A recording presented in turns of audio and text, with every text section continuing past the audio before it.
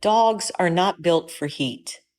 And it's not just that fur coat that they wear, though that doesn't help, but it's that their entire cooling system is limited compared to ours.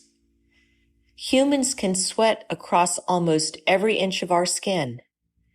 Dogs cannot. They do have sweat glands in their paw pads, but those do almost nothing for temperature regulation. Instead, dogs rely on panting to cool off, which works by evaporating moisture from the tongue and the mouth and the upper airway.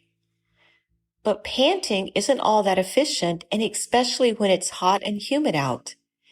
If the air itself is warm and full of moisture, that evaporation doesn't work well, and their internal temperature can start to climb quickly. And what's often overlooked is the fact that dogs are hot running creatures. Just a few minutes of play or walking on a sunny day can push their core temp into dangerous territory.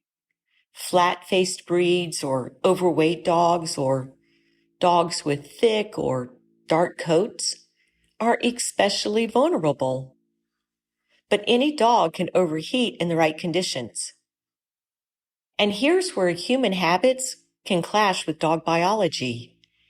In the wild, dogs and their relatives would not be out walking in the midday sun. They would rest in the shade during the hottest hours and become more active in the early morning or evening.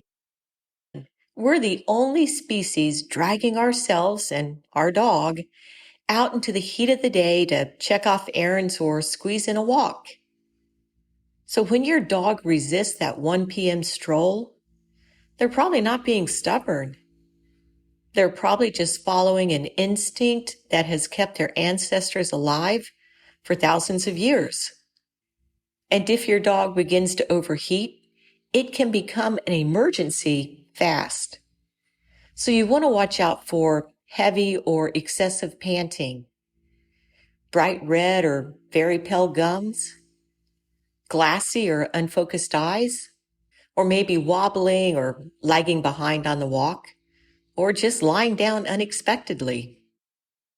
So if you think your dog is starting to overheat, get them to the shade immediately. Offer them cool water, not icy water. Then soak their belly and paws and inner thighs with cool water or wet towels. And then use a fan or an air conditioner if available to help evaporate that heat. But if the symptoms don't resolve in a minute or two, or if they worsen, call your vet right away. Dogs won't make a big deal about overheating, but when they slow down or stop, take them seriously. They may not just be tired, they may be trying to stay alive.